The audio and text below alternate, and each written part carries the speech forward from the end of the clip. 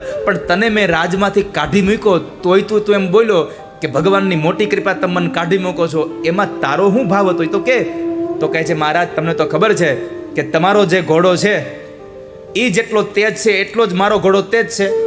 જો તમે જંગલમાં શિકાર કરવા ગયા ત્યારે મને હારે જ લઈ ગયા હોત, અને હારે લઈ ગયા અને તેથી તમારી આંગળી કપાઈ ગયેલી હતી, પણ મારું તો એકે અંગ કપાયેલું નહોતું, તો મને તો ગળું જે પણ સ્થિતિ થાય. એક મંત્રી હતો રાજાનો, અને એમાં બરાબર રાજાનો 15 વર્ષનો એક દીકરો ગુજરી ગયો, અને મંત્રીના મોઢામાંથી નીકળ્યું ભગવાનની મોટી કૃપા થઈ.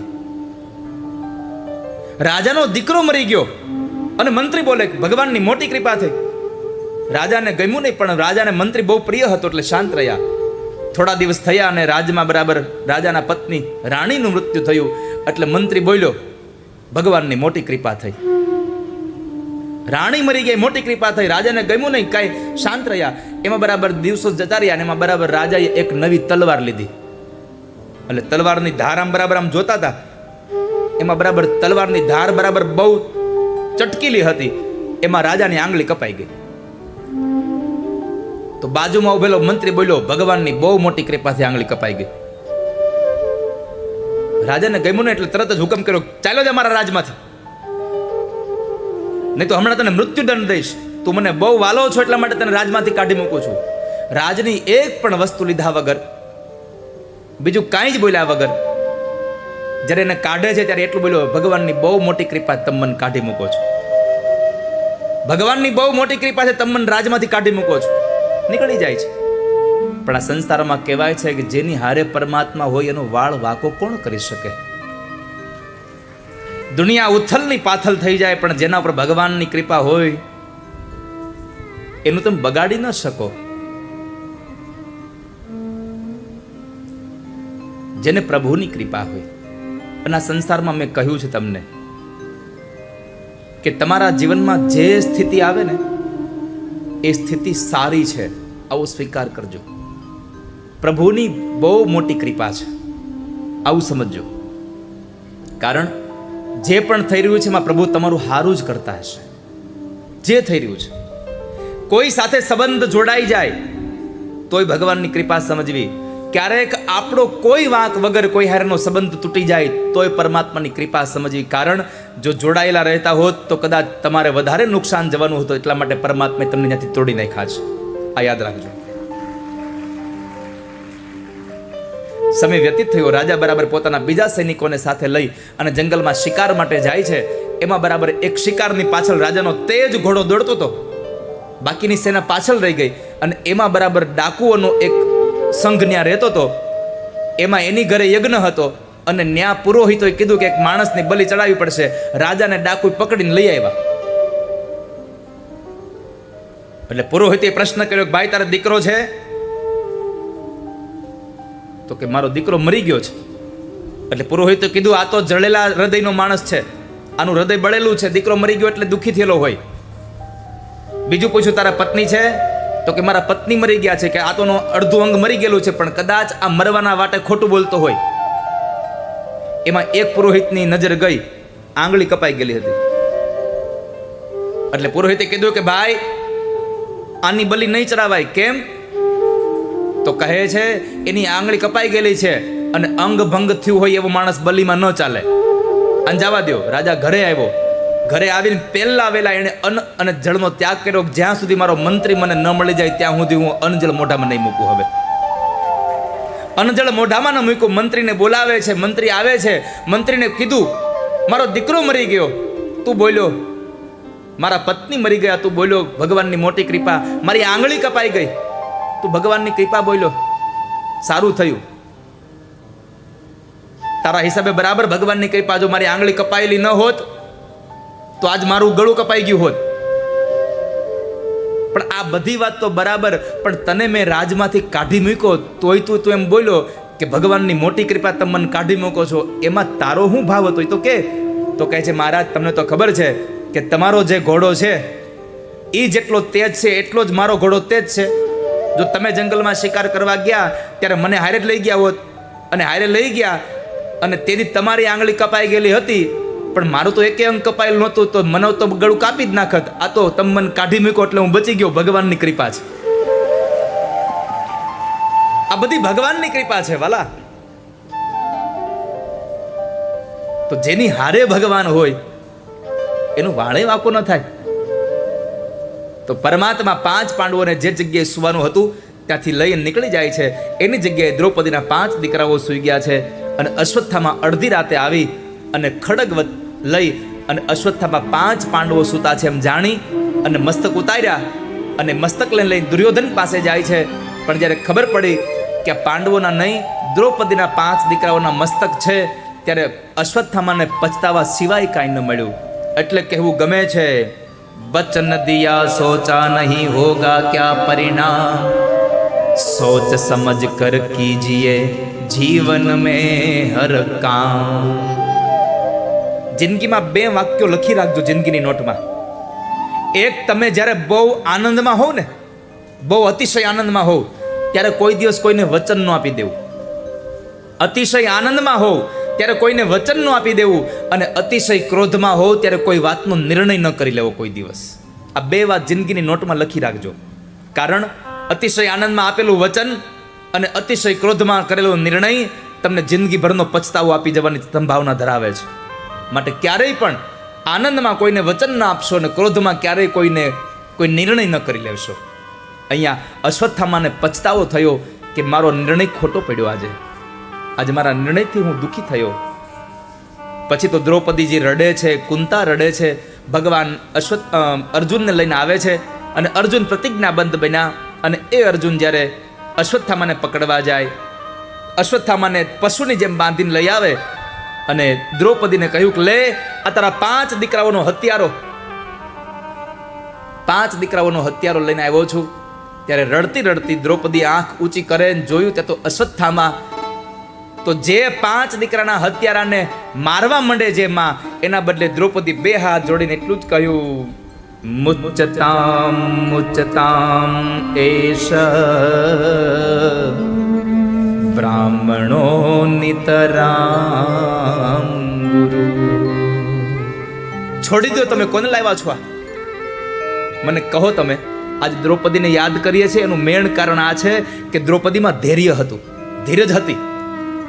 આપણા દીકરાને પડોશીએ ખાલી હાથ પકડીને ઝંઝણાવ્યો હોય ને તો આપણે એની ઘરે જઈને ન બોલવાના શબ્દો બોલી આવીએ છીએ. અહીંયા દ્રૌપદીના 5 દીકરાઓને મારી નાખ્યા હતા, ધડ પડ્યા હતા મસ્તક વિહોણા, અને એ હત્યારાને લઈને આવે છે. અને બ્રાહ્મણનો દીકરો હતો એ જોયું તો એ દીકરાઓના હત્યારાને એને પગે લાગીને કીધું છે પોતાના પતિને, મુચ્ચતામ મુચ્ચતામ, અને છોડી દો. આ બ્રાહ્મણ છે, બ્રાહ્મણ અપમાનને પાત્ર નથી, અને છોડી દો તમે. ભાગવતમાં લખ્યું છે, બ્રહ્મ બંધુર્ન હંતવ્ય આતતાઈ વધારણવ.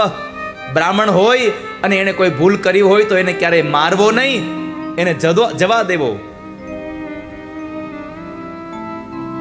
અહીંયા કયું જવા દો તમે, આને મારશો નહીં, બ્રહ્મહત્યાનું પાપ ન કરો. અર્જુને ભગવાન કૃષ્ણને પૂછ્યું, પ્રભુ શું કરું? અને ત્યારે કીધું કે આ સંસારમાં આબરૂદાર માણસને મૃત્યુનો ડર ન હોય, એની આબરૂનો ડર હોય છે. આબરૂવાળો માણા હોય ને એનું મરણ આવી જાય એનું દુઃખ ન હોય, પણ આબરૂદાર માણસને એની આબરૂ વહી જાય ને એનું બહુ ડર હોય ને. એક કામ કરો, એની આબરૂ કાઢો, એનું અપમાન કરી નાખો જાહેરમાં, પછી જીવશે પણ મર્યા જેવું. અને અશ્વત્થામાનું અપમાન કરીને કાઢી મૂકે છે. અને કહેવાય છે કે પણ આ સંસારમાં બધાયને મૂકી દેવાય, નાક વગરના મુકાય નહીં કોઈ દી. જેને શરમ જેવું કાંઈ હોય નહીં ને એને છોડાય નહીં. કેમ? એને ટોપરાનો વાટકો ગમે તે કોળાય પાણી વગરનો, ગમે એટલી વખત એનું નાક વાઢો, ગમે એટલી વખત તમે અપમાન કરો, પણ જેને શરમ જેવું કાંઈ હોય ને એને કાંઈ લાગે વળગે નહીં. અને ભગવાન જ્યારે દ્રૌપદીના 5 દીકરાઓના હત્યારાઓને છોડાવે, મોકલી દે છે, એનું અપમાન કરાવ્યું, કપાળમાંથી મણી ઉતરાવ્યો, માથાના વાળ સાથે ઉતારીને એને કાઢી મૂકે. અપમાનિત થયેલો અશ્વત્થામા અગ્નિમાં બળે છે. અને આ બાજુ ભગવાને દ્રૌપદીના 5 દીકરાઓને અગ્નિ સંસ્કાર કરી અને ભગવાન જ્યાં દ્વારિકા જવાની તૈયારી કરે એ સમયે એક સ્ત્રી આવી ભગવાનમાં પરમાત્માના પગ પકડી અને એની પ્રાર્થના કરી એટલું કહે, પાહી પાહી મહા યોગિન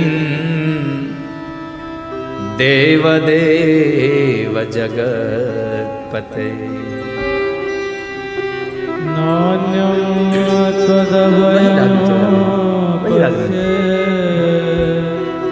યત્ર મૃત્યુ પરસ્પરમ. પાહી પાહી મહાયોગીન દેવ દેવ જગતપતે.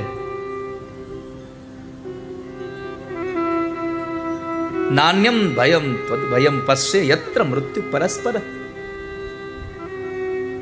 એક ઉતરા આવે છે અભિમન્યુની વિધવા પત્ની અને ભગવાનનો પગ પકડીને કહે છે, પ્રભુ રોકાઈ જાઓ, મારા ગર્ભને બચાવી લ્યો, અશ્વત્થામા મારી નાખશે. અને એ સમયે પરમાત્મા ઉતરાના ઉદરમાં ગયા, જ્યાં પરીક્ષિત મહારાજ હતા, એના ગર્ભનું રક્ષણ કર્યું. આ કથા એક ઉપદેશ આપે છે કે દાંપત્ય જીવનમાં, સંસારમાં જીવન જીવતા હોઈએ અને કદાચ લગ્ન પછી ઉદરમાં આવેલું બાળક વારે વારે જો પડી જતું હોય, ગર્ભપાત થઈ જતો હોય વધારે વારંવાર, પેટમાં બાળક રહેતું ન હોય, 2 મહિનામાં એ બાળક ઉદરમાંથી નીકળી જતું હોય, તો એવી સ્ત્રી પોતાના ઘરની અંદર સ્વચ્છ બની અને પરમાત્માના નામનો એક દીવો પ્રગટાવી અને ભગવાન પાસે પ્રાર્થના કરે, મામે ગર્ભો નિપાત્યતામ, મામે ગર્ભો નિપાત્યતામ, મામે ગર્ભો નિપાત્યતામ. મારા ગર્ભની રક્ષા કરો, મારા ગર્ભની રક્ષા કરો. અને પરમાત્મા ગર્ભની રક્ષા કરે છે, ગર્ભનું રક્ષણ કરે ભગવાન. પરમાત્મા ઉતરાના ઉદરમાં ગયા અને ઉદરમાં ગયા એટલે ભગવાનને વિચાર આવ્યો કે હું તો આનો નાનો ભાઈ થયો એટલે મોટા ભાઈની રક્ષા કરવી મારા નાના ભાઈની ફરજ છે. કારણ એક માના ઉદરમાં 2 વ્યક્તિ હોય, 2 ભાઈ કહેવાય. તો પરીક્ષિત તો મારી પહેલા આવી ગયા હતા, એટલે હું પછી આવ્યો, એટલે હું એનો નાનો ભાઈ કહેવાઉં. અને નાના ભાઈ તરીકે મારી ફરજ છે મારી રક્ષા કરવી, એનું રક્ષણ કરવું. એટલે ભગવાને બ્રહ્માસ્ત્રથી એનું રક્ષણ કર્યું અને એનું રક્ષણ કરી પરમાત્મા બહાર આવ્યા. ફરી પાછા જ્યારે ભગવાન જવા માટે નીકળે, માં કુંતા પરમાત્માને પ્રાર્થના કરે, પ્રભુ રોકાઈ જાઓ, પ્રભુ રોકાઈ જાઓ. પરમાત્મા એની પ્રાર્થના પણ ન રોકાયા, પણ એક માણસ માટે રોકાયા, દાદા ભીષ્મ માટે. કારણ કે ભીષ્મને વચન આપ્યું હતું, ભીષ્મએ એટલું જ માંગ્યું હતું, સદેવ દેવો ભગવાન પ્રતિક્ષતામ કલેવરમ યાવદિદં હિનોમ્યહમ. પ્રસન્નઃ સારુણલોચનોલ્લસ મુખાંબુજોધ્યાનપથશ્ચતુર્ભુજ.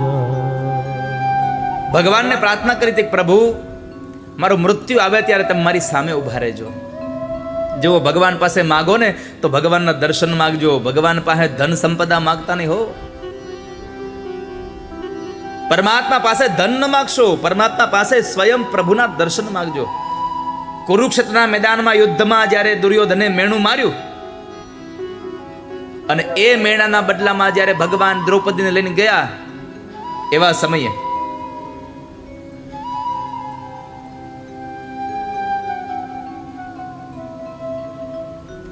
એવા દિવસે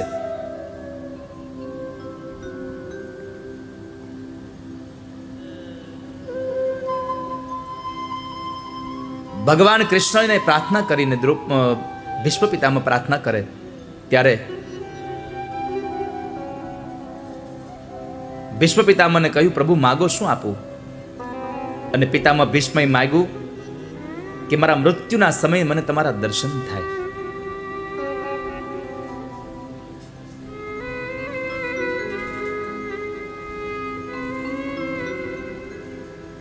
મારા મૃત્યુના સમયે મને તમારા ચતુર્ભુજ દર્શન થાય. એટલે આજ ભગવાન રોકાયા અને એ પરમાત્મા દાદા ભીષ્મ પાસે કુરુક્ષેત્રના મેદાનમાં આવે છે. ભીષ્મને આવીને કહ્યું, દાદા કાળને કાળનું કામ કરવા દો અને તમે તમારું કામ કરો. આપણું કામ શું? ભજન કરવા, પરમાત્માનું ભજન કરવું, ઠાકોરજીનો સત્સંગ કરવો, એ મનુષ્ય જીવનનું કાર્ય છે. તમે તમારું કામ કરો, તમારા મૃત્યુને બોલાવી લ્યો. મૃત્યુના સમયે દાદા ભીષ્મએ ભગવાનને સ્તુતિ કરી, ઇતિમતિ રૂપકલ્પિતા વિતૃષ્ણા ભગવતે સાત્વત પુંગવે વિભૂમ્ની. स्वसुखमुपगते क्वचित् विहतो प्रकृतिमुपेयुषे यद्भवा प्रवा। પ્રભુ મેં ધર્મ કર્યો, યજ્ઞ કર્યો, દાન કર્યું, બધું જ કર્યું. મારે હવે મારી મતિ રૂપી કન્યાને મેં વિતૃષ્ણા બનાવી છે, મારી બુદ્ધિને, અને મારી વિતૃષ્ણા બનેલી મતિને હવે પરણાવી છે. મારે તમારી હારે પરણાવી છે. તમે એનો હાથ ઝાલો.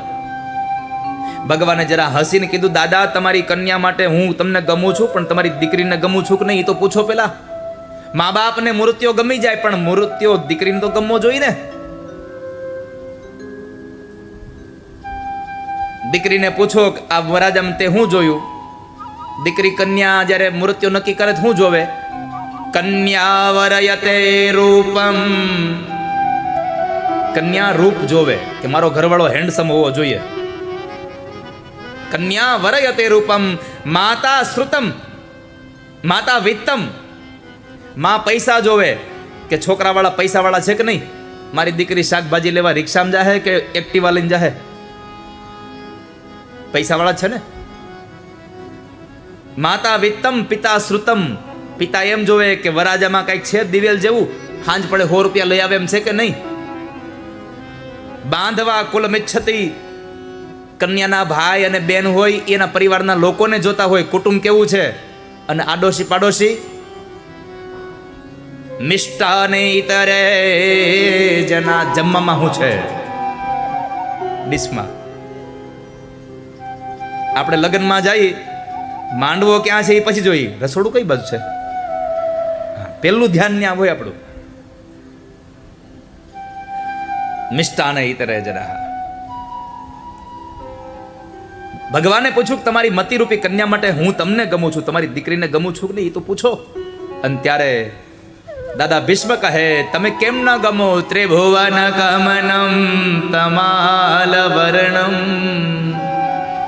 રવિકર ગૌરવરાંબરમ દધાને વપુરલગ કુલાવૃતાનનાજમ વિજય સખે રતિરસ્તુ મે.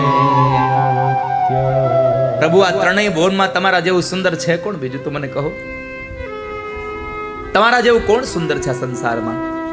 બીજું તમારા જેવા કહ્યાગરો કોણ હોય? અર્જુને તમને કીધું કે બંને સેનાની મધ્યમાં મારો રથ લઈ જાઓ, અને તમે રથ લઈ ગયા હતા. આના જેવો બીજો કોણ હોય પ્રભુ તમારા જેવું? માટે મારી મતિરૂપી કન્યાનો સ્વીકાર કરો. ભગવાને સ્વીકાર કર્યો, અને એ સમય પરમાત્માએ દર્શન આપ્યા, અને દાદા ભીષ્મને ભગવાને પોતાનું ધામ આપ્યું. ભીષ્મને ભગવાને મુક્તિ આપી. તાળી પાડી લ્યો મારા રામની રે, બીજી તાળી ના હોય જો. તાળી પાડી લ્યો મારા રામની રે, બીજી તાળી ના હોય જો.